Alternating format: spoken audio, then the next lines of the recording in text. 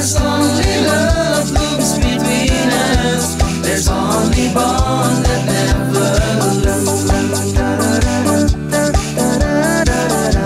There's only bond that never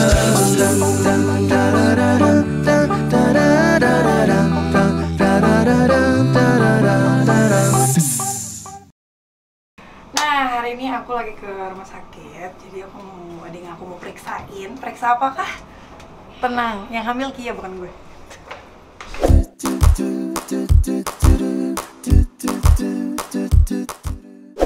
Nah, jadi Kia lagi cek kandungan rutin karena dia sampai 4 bulan itu di seminggu sekali. Nanti setelah 4 bulan baru sebulan sekali.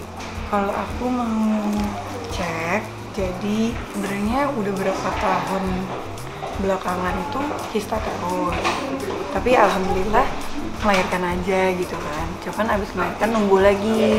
Dulu itu udah pernah kista terus 12 cm terus dioperasi, udah hilang. Nah abis itu nunggu lagi, terus hamil lagi, terus sekarang ada lagi gitu. Jadi sekarang mau cek aja karena udah mulai agak kerasa sakit sih gitu. Kayak mau cek dulu ke dokter. Barengan Kia di bawah, aku di atas. Kebalik, Kia di bawah. Kia di atas, aku di bawah.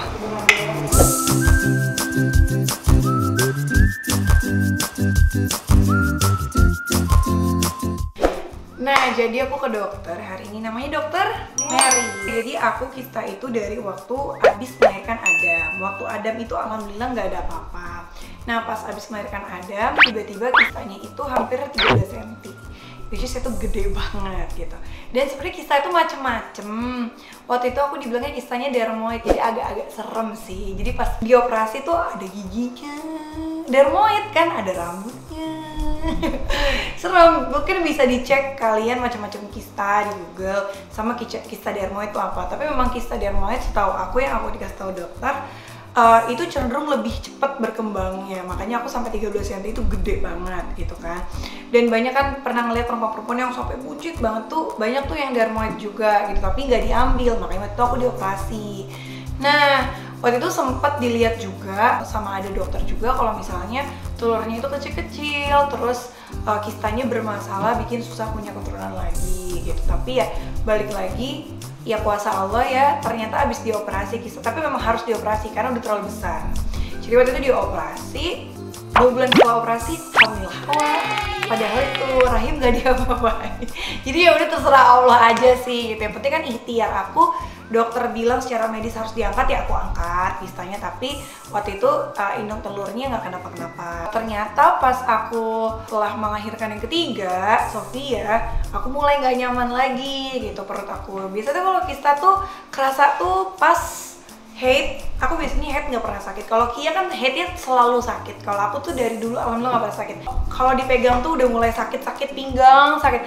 Aku tuh dulu kirain waktu kista yang besar, dikirain tuh sakit pinggang, dikirain tuh abis dari luar negeri gendong Adam nggak bawa babysitter, wah sakit banget. Ternyata kista, karena kista udah terlalu besar jadi pinggangnya udah sakit.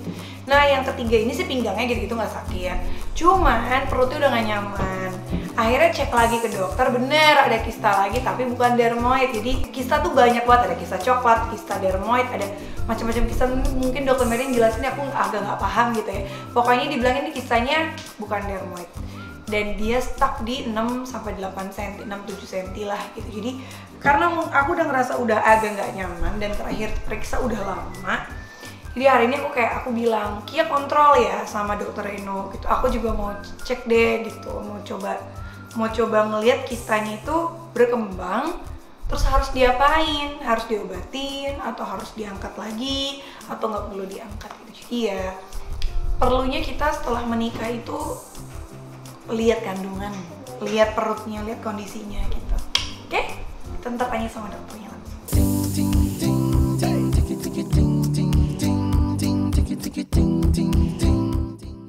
Udah lebih dari 6 bulan ya. Oke.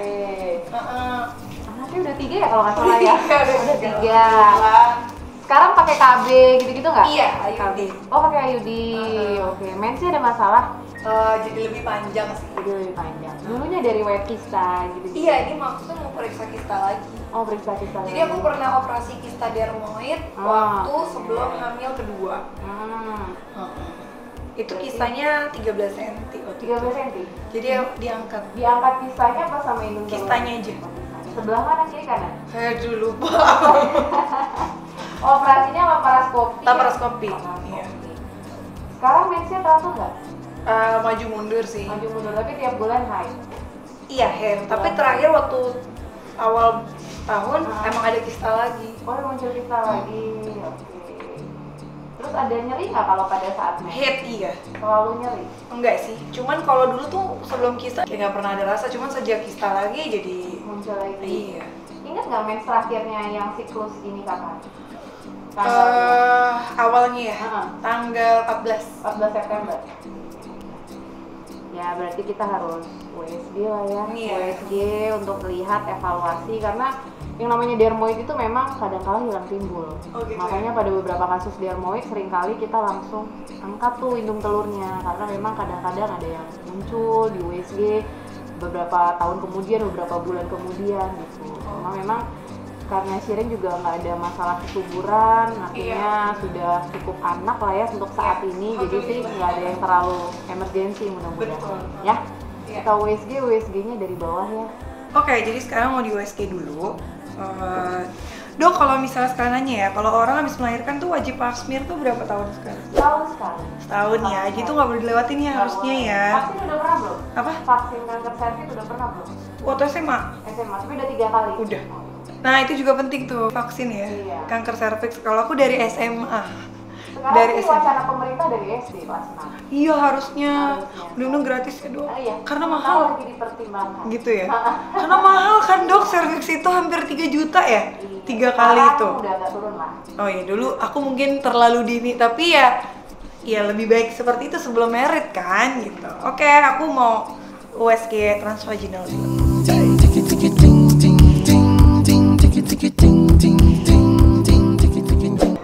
Dan ini meskipun ada dermoidnya juga sebesar ini, telur-telurnya juga banyak yang bagus di sini. Yang bulat-bulat ini. Ini emang telur masa suburnya. Oke, jadi kita mau tanya sama dokternya ya. Kondisi rahimnya bagus. Iya. Ada telur yang lagi siap untuk dibuahi. Tapi untungnya sudah tersegel dengan adanya spiral di dalamnya. Spiralnya posisinya bagus, nggak ada masalah. Posisinya juga tidak berubah. Cuma memang pada saat ini saya temukan ada sedikit masalah. Tapi mungkin sebelumnya juga memang udah ada ya. Iya. Udah ada. Di sebelah kanan kita curiga ada dermoid nih. Ukurannya kurang lebih 5-6 cm. Nah di sebelah kiri ada juga kista. Bisa sifatnya hormonal, bisa juga sifatnya memang ada dari sebelumnya. Sikapnya saat ini sih kita akan cek darah sih untuk memastikan memang kista ini tidak punya potensi. Ya tentu setiap kista kita harus menganggap ada potensi untuk terjadi suatu kejahatan. Jadi kita pastikan dulu kistanya aman. Lalu ya harus evaluasi paling tidak maksimal 3-6 bulan. Baru periksa lagi Iya. berkembang nggak ya? Iya. Ini akan menjadi masalah kalau memang beneran mau program hamil. Oh gitu. Ya kalau program hamil tentu kita harus bereskan masalah-masalah ini. Tapi untungnya baik di sisi kista sebelah kanan ataupun sebelah kiri, dua-duanya masih punya telur yang sehat dan terlihat jelas. Tapi maksudnya kalau misalnya kista itu bisa bikin telur nggak sehat? Pasti.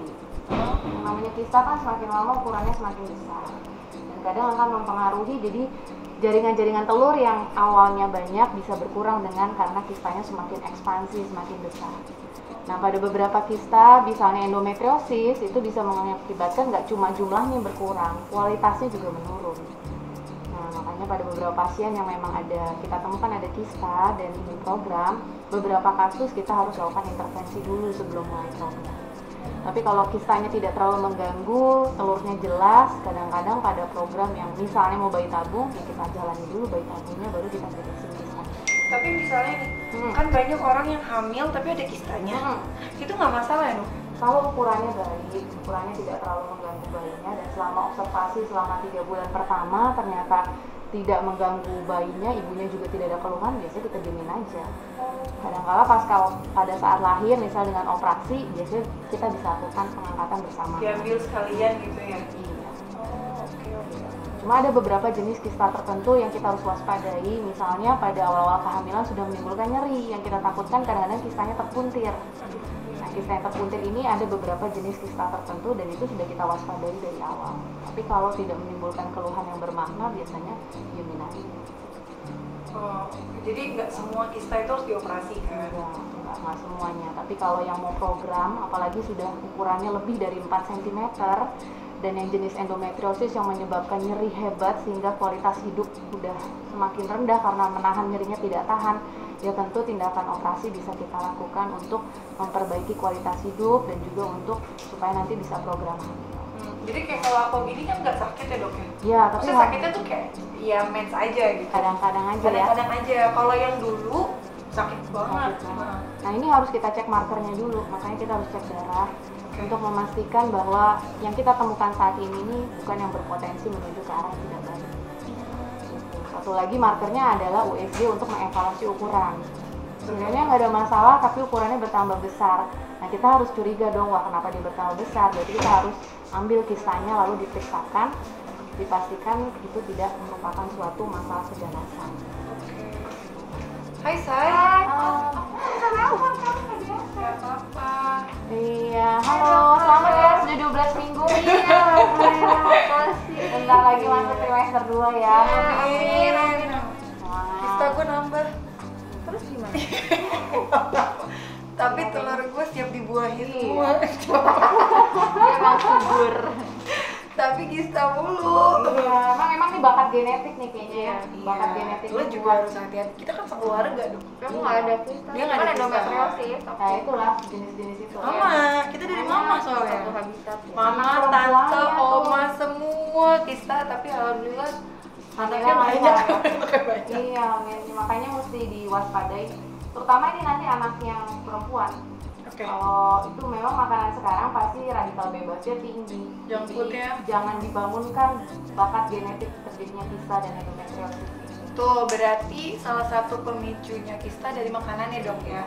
Junk food gitu-gitu. Ini kayak ngomong kaca, ngomong diri sendiri. Jadi makanan, lifestyle juga ya dok. Padahal saya olahraga loh gitu-gitu. Biasanya sih paparan paling banyak sih makanan-makanan tidak sehat. Terus minuman-minuman kemasan, fast food, frozen food yang gampang didapat itu pasti banyak pengawetnya. Semakin tinggi radikal bebas, semakin cepat lah yang namanya bakat-bakat yang tidak baik, apalagi bakat genetik seperti ini. Masih diteliti penyebabnya apa, tapi kalau kita runut semua pasien yang ada masalah seperti ini biasanya ada faktor keluarga di dalam. Iya, genetik ya. Ini ngapain?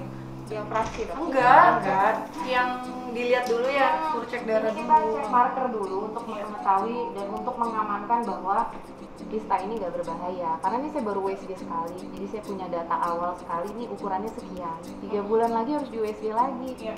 Kalau ukurannya bertambah besar, meskipun tidak ada keluhan, ya tetap berpikir bahwa ini punya potensi untuk terjadinya tidak baik. Jalan satu-satunya hanya dioperasi, terus kita periksa jadinya. Iya. Kista dermoid, kista ini kan baru dari pemeriksaan USG. Akurasi USG juga kan tidak 100%. Jadi kita evaluasi aja. Karena sirin sekarang tidak ada keluhan yang bermakna, jadi ya evaluasi paling cepat 3 bulan. Terima kasih Ya, dok. Sama-sama. Terima kasih. Sehat terus ya. Amin, amin dokter juga. Yup. Closing atau mau ada lagi? Jadi keputusannya adalah Shirin mau nyembuhin buka KB. Sini aja dulu. Buka KB, mau nyembuhin kistanya, mau buka KB, abis itu langsung Nyari teman mabok ya, mual-mual Iya. ya. Aduh, gue masih inget rasanya, jadi kayak belum kepengen lagi. Kayak gini loh, sebenarnya tuh aku demen punya anak banyak. Cuman aku tuh hamil gak pernah hamil kebo, selalu hamilnya sakit. Nah yang aku bingung kalau aku hamil sakit, anak-anaknya kesian gitu loh. ada gue. Malah lu juga muntah-muntah, gimana yang jagain? Mama di Belanda.